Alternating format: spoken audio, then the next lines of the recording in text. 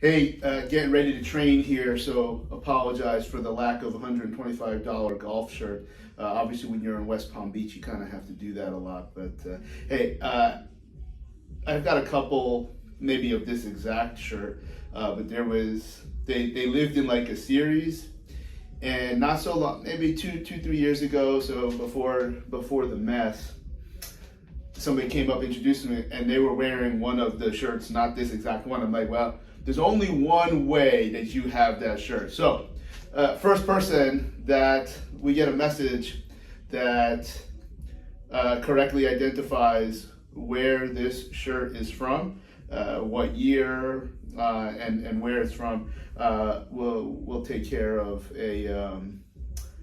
anything you want, single product off of T equals R plus. So we'll have fun with it. This came from my hands down most enjoyable experience in professional sports. So that's where this is from. I can't turn around because then you'll see where it's from.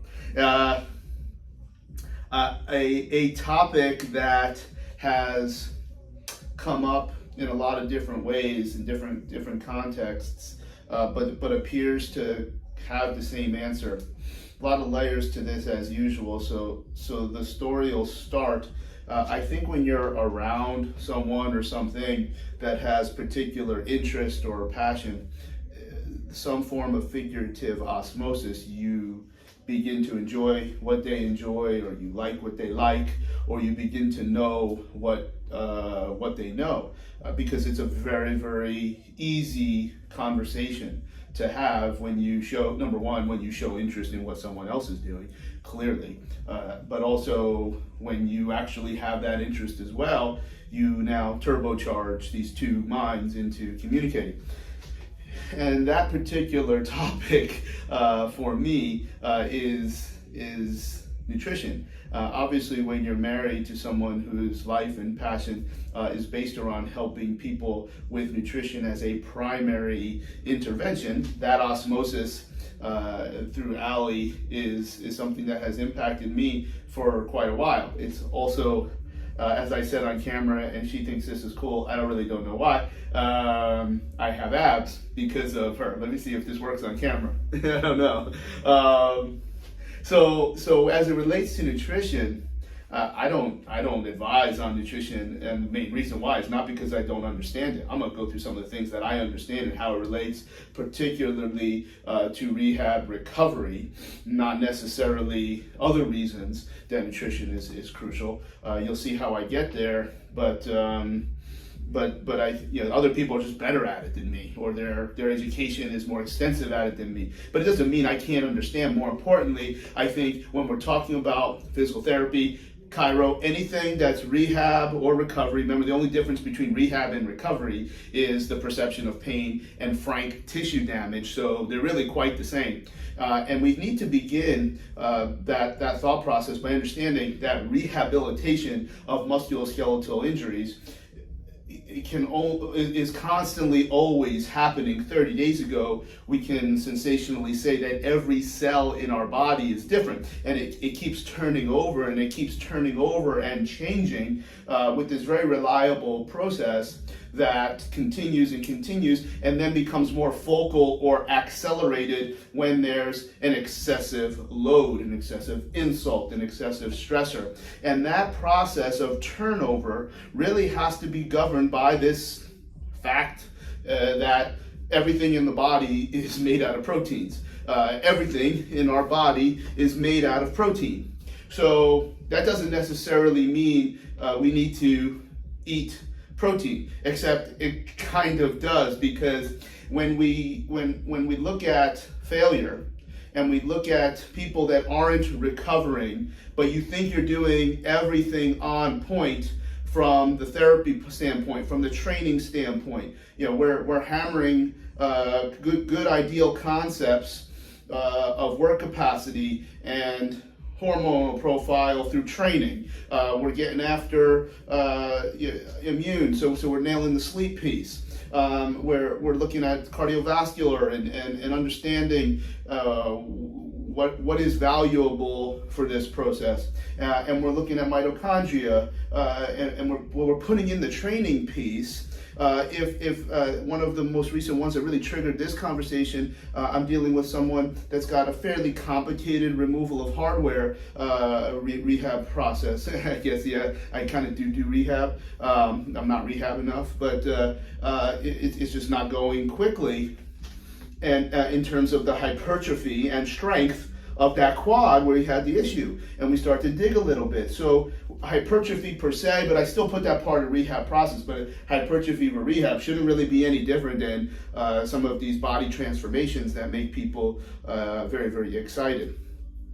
So getting back to protein and a lot of the feedback, we have to look at if you're failing at this rehab process and the person still has high sensitivity to high perception of pain when you don't think they should. You think you're doing everything correctly and you're nailing quite a few things. I think we need to look in the mirror and be like, does nutrition have something to do with this? And I think the answer is a resounding yes. So in my mind, I have said very often before, one of the primary goals of my evaluation process is to try to find something that is as far away from what I do or what I do well. Because if I can get you to a nutrition solution, knowing that I am not the guy that has the nutrition interventions, but I do understand some of the merit and the science, some enough to get you into the right place, it has to be right.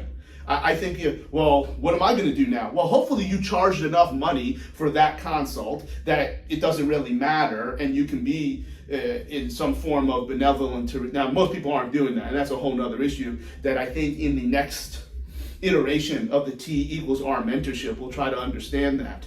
Or maybe you go back to school and you don't jimmy rig it, just like there's probably ways to be a bad physical therapist in a weekend that many people even watching right now get real excited about.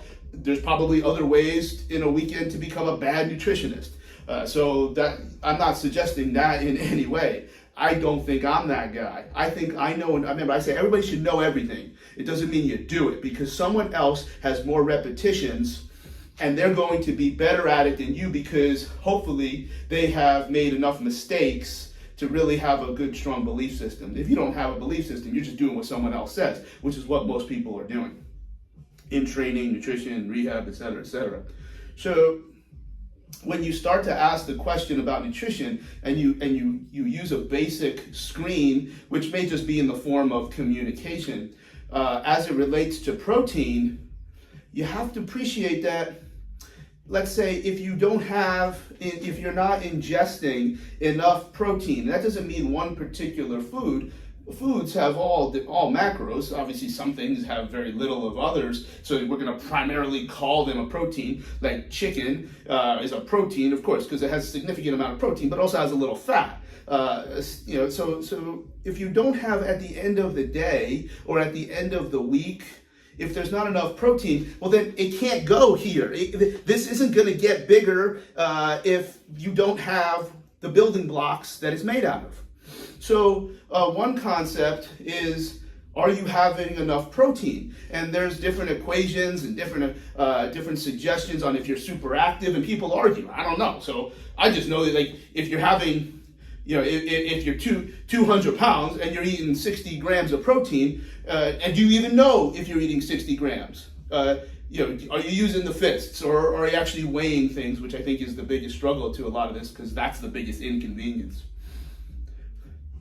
But in furthering some of those questions, I think the number one thing is actually people don't eat enough. Because when there is an injury process, I'd like to think it's like the car is idling, but the car is idling at 4.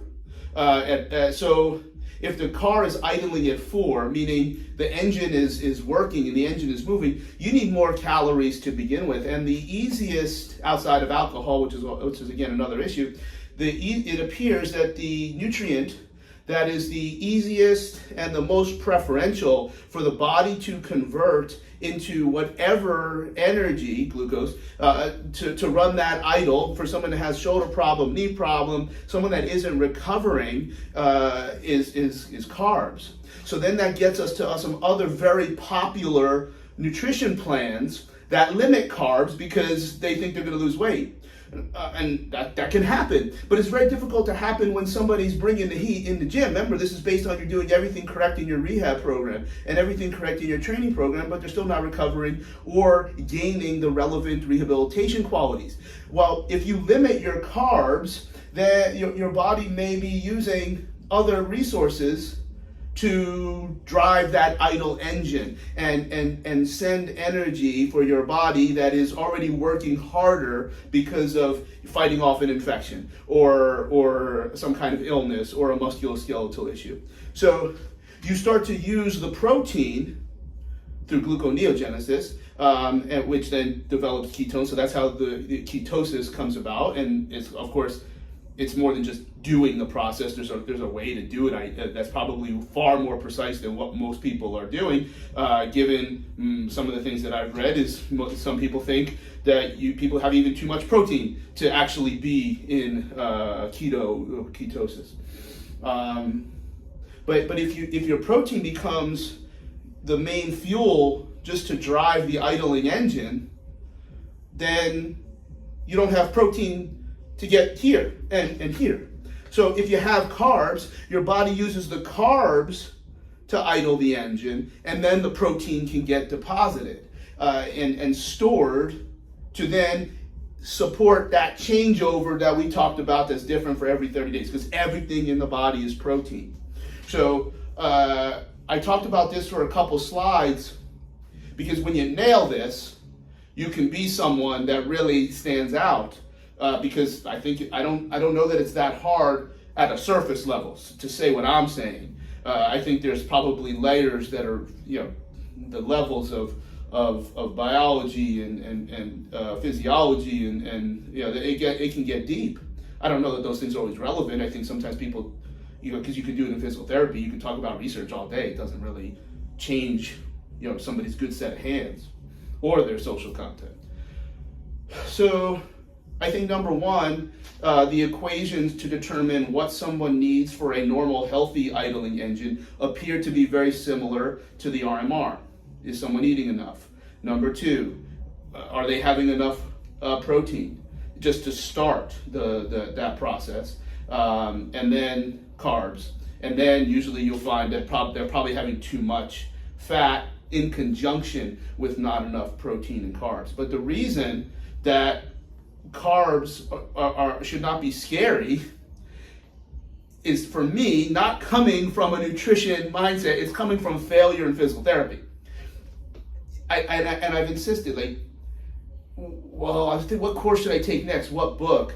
The answer is your recent failures should take you to your next exposure. I'm not going to be a nutrition person, but I have to be able to tell someone, hey, the reason you're not improving at the pace that we want is not because I suck. It's not because you're not doing the work that I am advising. You're not doing the work that I'm not advising. I'd like you to connect with so-and-so. I'd like you to read this from this individual. So I'm still in control. That's very important. It's not control to be over somebody. It's control so that there's leadership and there's no mixed messages, which again, people don't understand. You will go to the physician that I refer you to. Trainers, you will tell your clients you'll go to the physical therapist or chiro that you tell them to go to, not the one that's convenient for their insurance or their driving patterns.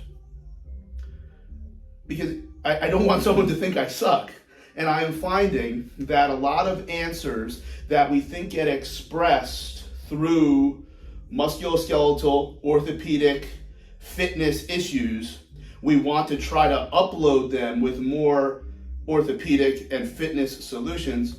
I think the solutions are going to come from nutrition, because usually if you're carrying the ball and you're the primary expert that's managing the entire case, it can't just be what you're good at. It can't just be what you're passionate about. It can't just be what you want it to be. So if we understand even just a little bit of some of these biological concepts as it relates to nutrition, we may find that solutions can be a lot better. So I think that's I'm finding, because I feel confident in communicating it, I feel confident in understanding it. I'm probably at a level that it will be easy for the nutrition person to poke at, but that's fine. Like, poke, you're just mad like that somebody who doesn't have your degree or your lunatic certifications understood it in a very short period of time just by being married to somebody who does understand it and who does help a lot of people with it. So I hope that all makes sense. Number one, are they eating enough overall? Number two, enough protein. Number five, enough carbs. Number seven, too much fat. I think if we dig on those four concepts and just answer the questions, we might see why our rehab or recovery programs are not being turned over as efficiently as we want. I hope that makes sense. And always, if anybody has seen a leprechaun, say, yeah,